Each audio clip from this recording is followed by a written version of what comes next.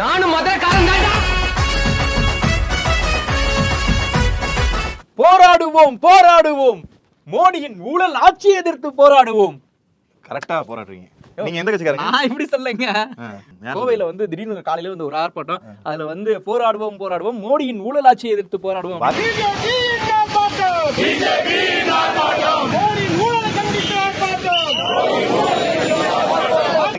வாக்கியத்தை மாத்தி கத்திட்டாங்க. இது ஒரு தவறா? யார் கத்துனது? பிஜேபி காரங்க. மோடி எந்த கட்சி? மோடி பிஜேபி தான். சேம் சைடு கோலா. ஓகே. என்ன இருந்தாலும் பாத்தீங்கன்னா கோயம்புத்தூரானுங்க வந்து உள்ளதை பேசி விட்டார்கள். உண்மையை பேசுறேன் கோயம்புத்தூர்காரன் அப்படின்ற மாதிரி. தீர்ப்புடா, நாட்டம்டா, நீதிடா, நியாயம்டா அப்படின்ற தண்ணீரா தயிர்ன்ற மாதிரி வந்து நேத்து இன்னைக்கு வந்து காலையில மோரா கரஞ்சா. அந்த கூட்டத்துல பாத்தீங்கன்னா ஐயோ ஒருத்தன் யோசிக்கிறான், துதியை மாத்தி அவங்க வந்து கத்திட்டான். ஒருத்தன் வந்து அதே மாதிரி எல்லாம் மோடியின் ஊழலாட்சி எடுத்து ஆர்ப்பாட்டம் அப்படின்னு சொல்லிட்டு அப்படியே யோசிக்கிட்டே சொல்றாங்க. நம்ம பேசுறது கரெக்டா?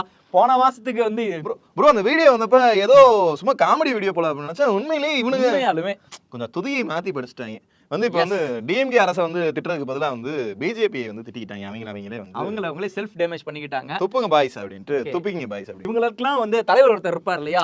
யாரு? தமிழக பாஜக தலைவர் அண்ணாமலை. அவரை வந்து நேற்றுக்கு வந்து போராட்ட கழகத்துக்கு வரும்போதே வந்து அப்படியே சார் வாங்க சார் அப்படின்னு சொல்லி தொக்கா தூக்கிட்டு போய் உள்ள வச்சாங்கல்ல.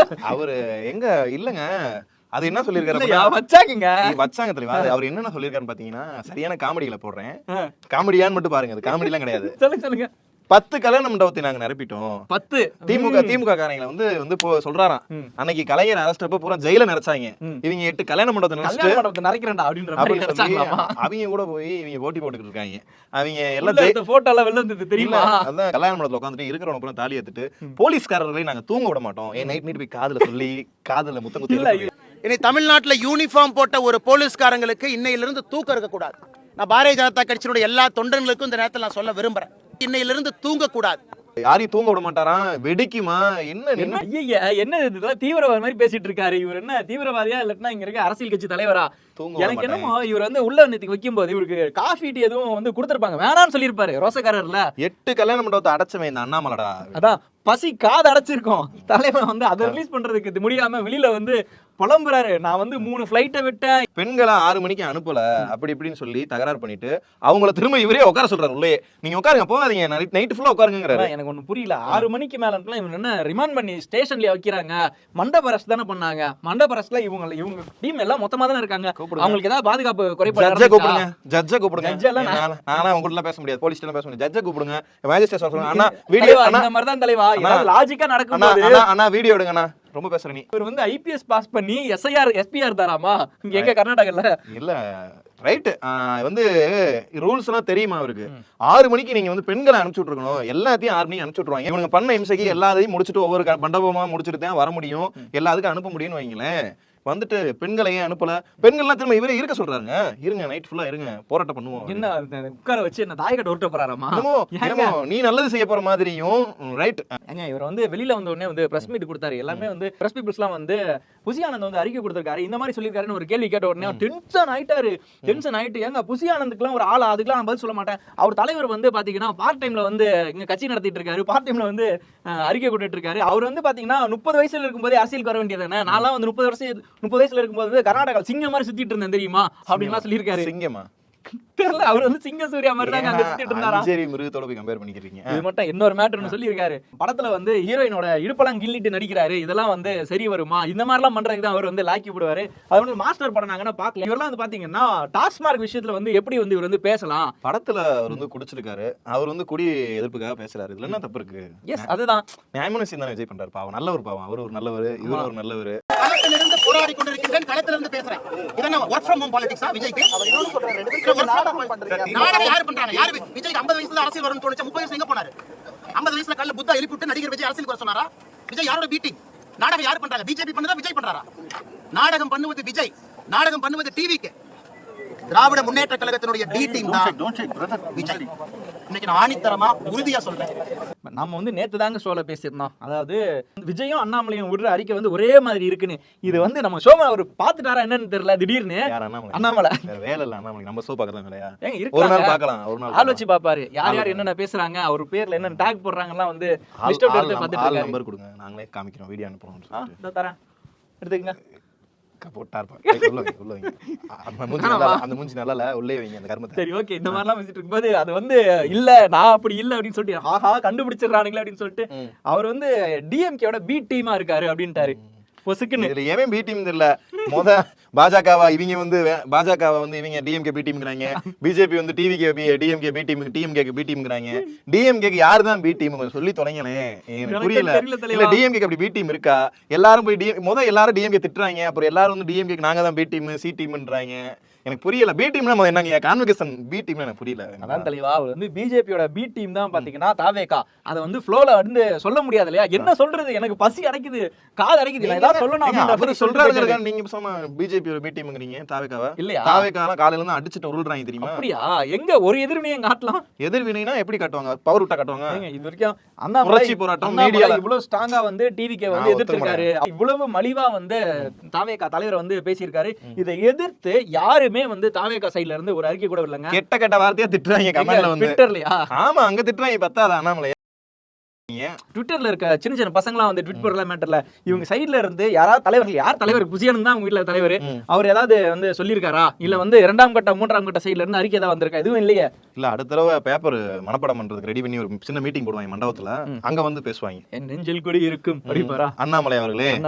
அண்ணாமலை மாதிரி நான் ஒன்னும் போலீஸ் கிடையாதுன்னா ஐயோ இனி உங்களுக்கு எனக்கு இதெல்லாம் வருது. மீட்டிங்ல முடிச்சு லாஸ்டா வந்து பஞ்ச் வைப்பாரு, எல்லாருக்கும் ஆடு பிரியாணி ரெடியா இருக்கு சாப்பிட்டுட்டு போங்க அப்படின்பாரா.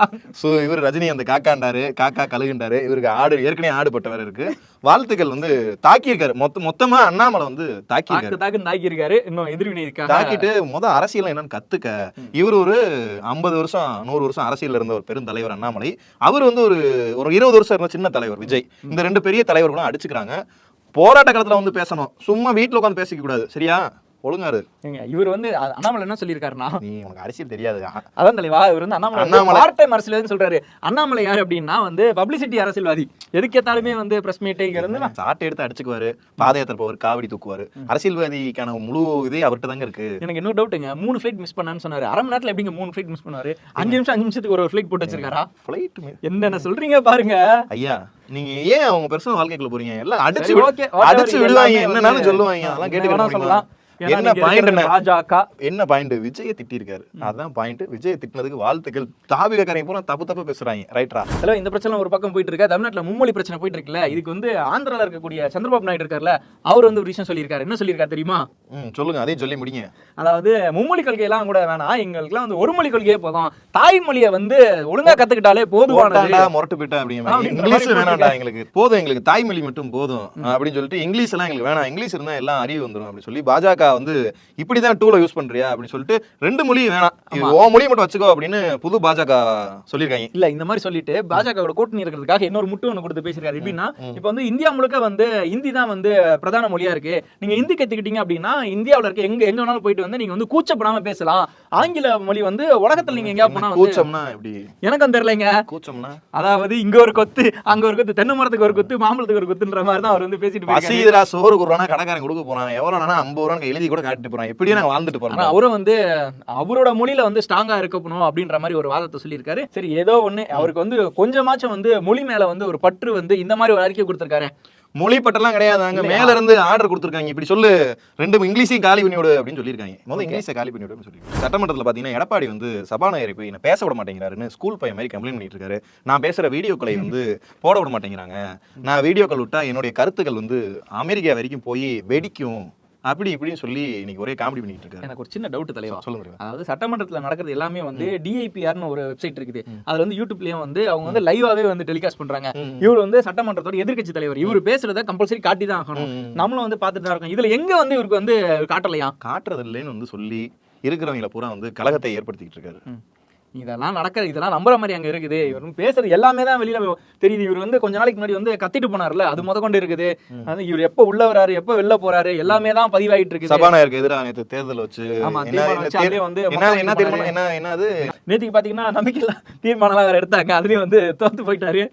கேவலமா எவ்வளவுதான் தப்பிங்க மிஸ்டர் பழனிசாமி சார் அப்படின்ற மாதிரி தான் நம்மளுக்கே ஃபீலிங்கா இருக்குதுப்பா. ஜாலியா இருங்க. OPS பார்த்தா போயிட்டு கட்சிக்கு எங்கள் கட்சி அதிமுக விசுவாசி நான் அண்டிங் ஆயிட்டு இருக்காரு. எடப்பாடி கிட்ட வந்து அண்டிங் ஆகி நான் வந்து உங்க கூட சேர்ந்து இருக்கிறேன்னு ரொம்ப கேவலமான வெளிப்படையா வந்து இப்போ வந்து போய்கிட்டு இருக்காரு எடப்பாடி கிட்ட ஓபிஎஸ் வந்து சேர்றதுக்கான முடிவுல. கேட்டா வந்து இதுல வேற கொரடா கரடான்னு சொல்லி தூக்கி விட்டுருவாங்கன்னு வேற பயம். உங்களதான் ஏற்கனவே தூக்கிட்டாங்களே. ஆமாங்க, இது வந்து செங்கோட்டையன் வந்து தூக்குறான்னு சொல்லினா ஒரு பயம் இருக்கலாம், இல்ல வந்து ஏதாவது லாஜிக் இருக்கும். இவரை தான் அப்பவே தூக்கி விட்டாங்களே, இவர் ஏன் வந்து பயப்படணும்? திரும்ப சேரும் போது அன்பு ரீதியா சேரணும். அன்பு ஜெயிக்கும், என்ன ஜெயிக்கும்? அன்பு தான் ஜெயிக்கும் அப்படின்ட்டு.